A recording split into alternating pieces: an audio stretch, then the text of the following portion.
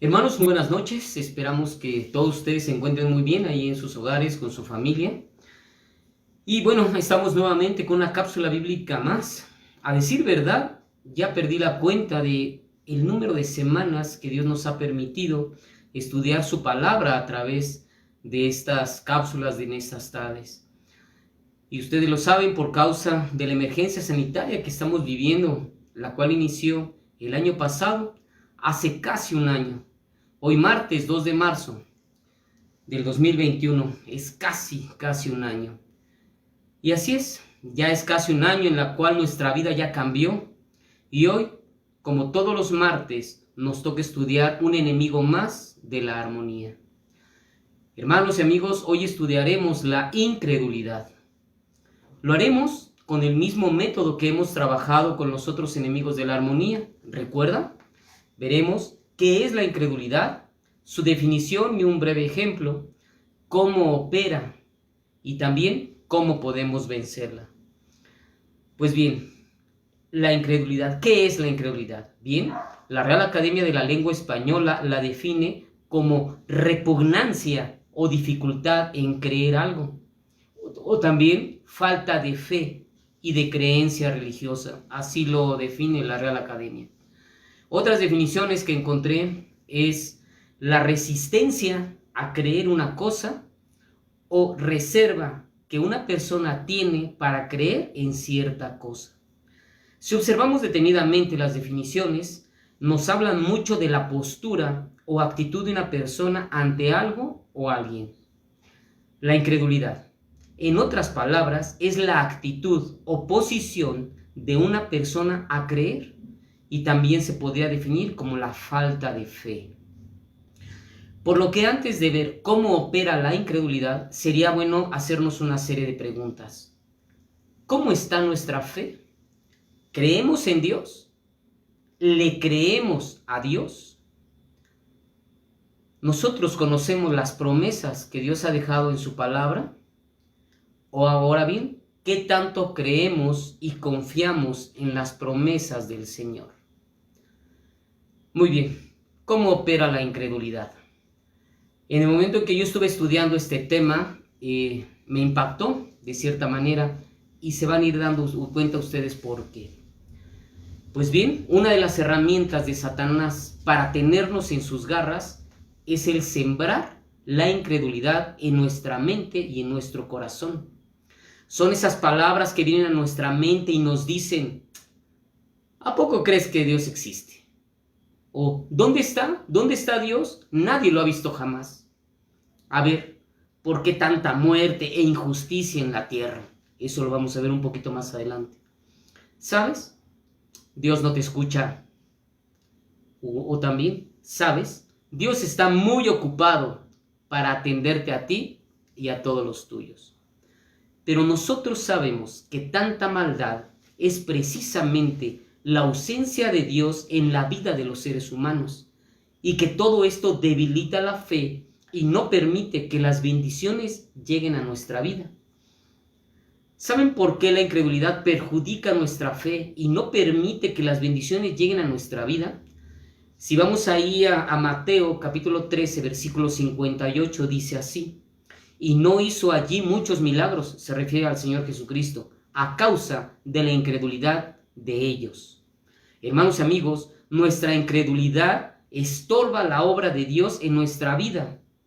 El ser incrédulos no permite a Dios obrar en nosotros ni a través de nosotros. Recordemos lo que dice ahí en el libro a los Hebreos, Hebreos 11, 1 y 6. Es pues la fe, la certeza de lo que se espera, la convicción de lo que no se ve. Pero sin fe es imposible agradar a Dios, porque es necesario que el que se acerca a Dios crea que le hay y que es galardonador de los que le buscan. La incredulidad, por lo tanto, no agrada al Señor, y tampoco vendrán galardones del Señor si nosotros permanecemos en la incredulidad. Debemos ser muy cuidadosos en nuestro actuar y en nuestro creer.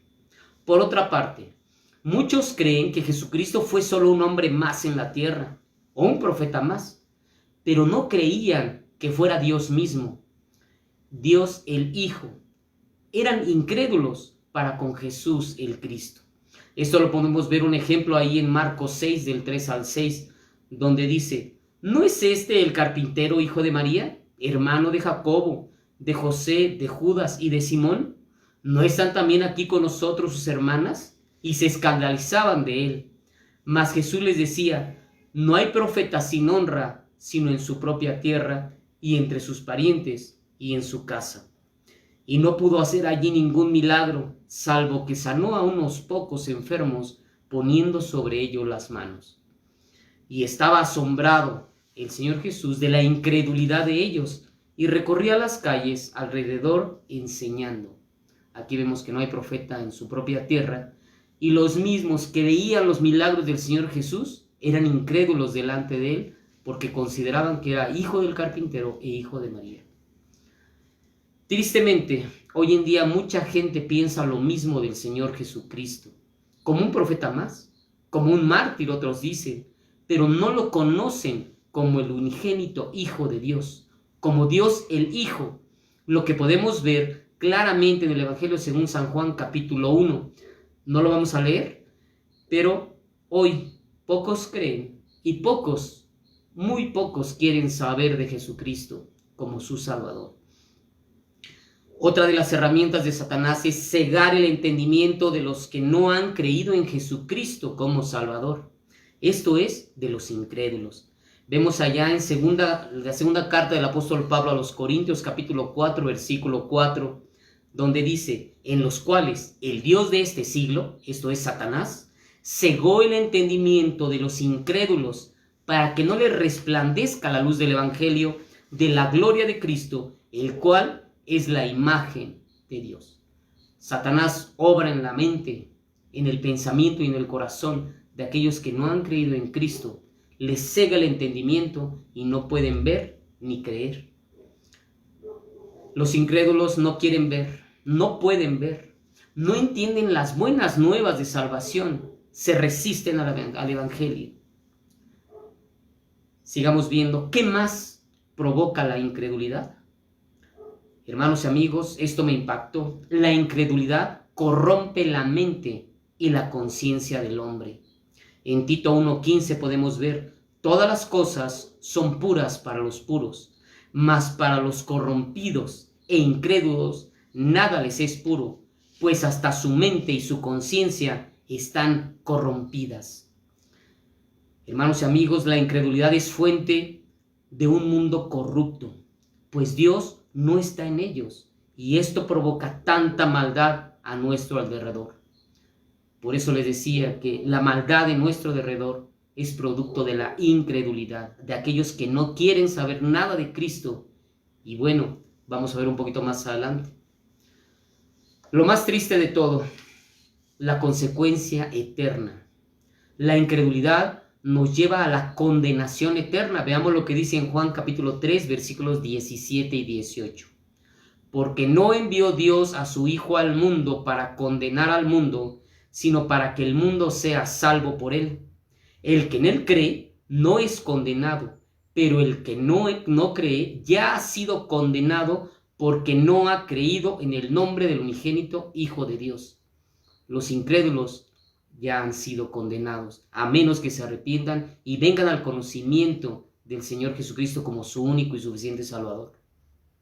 En Apocalipsis 21:8 vemos que dice así: pero los cobardes e incrédulos, los abominables y homicidas, los fornicarios y hechiceros, los idólatras y todos los mentirosos tendrán su parte en el lago que arde con fuego y azufre, que es la muerte segunda. Dice: pero los cobardes e incrédulos y todos los demás tendrán su parte en el lago que arde con fuego y azufre, que es la muerte segunda. Hemos sabido siempre que las decisiones nos llevan a un determinado destino, con sus consecuencias, ya sean buenas o malas. Hoy es un buen día para tomar una buena decisión y apartarnos de la incredulidad, lo que nos lleva al último punto. ¿Cómo podemos vencer la incredulidad? Primero, conociendo mejor a Dios. ¿Cómo podemos amar a alguien que no conocemos? Vamos ahí a 2 de Pedro capítulo 3 versículo 18, donde dice: antes bien, creced en la gracia y el conocimiento de nuestro Señor y Salvador Jesucristo. A Él sea gloria ahora y hasta el día de la eternidad. Amén. Conociendo mejor a Jesucristo es más fácil amarle. 2. Conociendo sus promesas. En la Biblia, hermanos y amigos, hay más de 3,000 promesas. Hagámoslas nuestras. En Primera de Reyes, capítulo 8, versículo 56 dice: bendito sea Jehová, que ha dado paz a su pueblo Israel. Conforme a todo lo que él había dicho, ninguna palabra de todas sus promesas que expresó por Moisés su siervo ha faltado. Dios cumple sus promesas. Hagámoslas nuestras. 3. Leyendo y estudiando su palabra es otra forma de que podemos vencer la incredulidad. Hermanos y amigos, si alimentamos nuestro espíritu, será fortalecido contra las acechanzas del diablo. En Juan 5:39 dice: escudriñad las escrituras, porque a vosotros os parece que en ellas tenéis la vida eterna, como lo hemos visto, los que han creído son salvos. Y luego dice: y ellas son las palabras, la Biblia, son las que dan testimonio de mí. 4. Para vencer la incredulidad también debemos ir confiando en Dios cada día. En Juan 16:33 dice: estas cosas os he hablado para que en mí tengáis paz. En el mundo tendréis aflicción, pero confiad, yo he vencido al mundo. Confiando en el Señor y teniendo paz, no hay cabida para la incredulidad. 5. Renovando nuestro entendimiento. Esto es, desechando la corrupción, como lo hemos visto, de un mundo corrupto, desechando esa corrupción que en nosotros habita. En Romanos capítulo 12, versículos 1 y 2 dice: así que, hermanos, os ruego por las misericordias de Dios que presentéis vuestros cuerpos en sacrificio vivo, santo, agradable a Dios, que es vuestro culto racional. No os conforméis a este siglo, sino transformaos por medio de la renovación de vuestro entendimiento, para que comprobéis cuál sea la buena voluntad, agradable y perfecta. Si renovamos nuestro entendimiento, nuestro actuar, si renovamos nuestra fe, si desechamos la incredulidad y la corrupción que en nosotros habita, podemos vencer la incredulidad más fácilmente. Ya para terminar, 6. Para vencer la incredulidad. Buscando a Dios todos los días.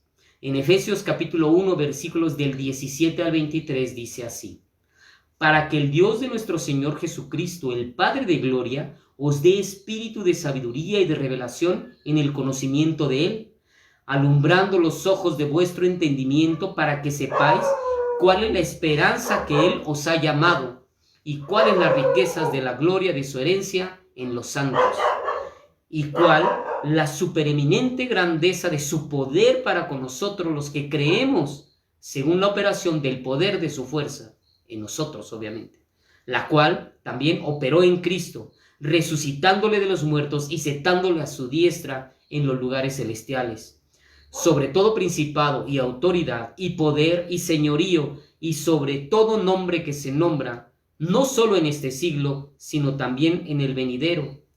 Y sometió todas las cosas bajo sus pies y lo dio por cabeza sobre todas las cosas a la iglesia, la cual es su cuerpo, la plenitud de aquel que todo lo llena en todo. Si nosotros buscamos a Dios todos los días, al Todopoderoso, nosotros podemos vencer la incredulidad por medio del Señor Jesucristo, quien murió por nosotros. Hermanos, seamos llenos del Espíritu Santo, creámosle a Dios, creamos en Dios, conozcamos sus promesas, confiemos en sus promesas. Hermanos, venzamos la incredulidad cada día. Que Dios les bendiga, muchísimas gracias, hasta pronto.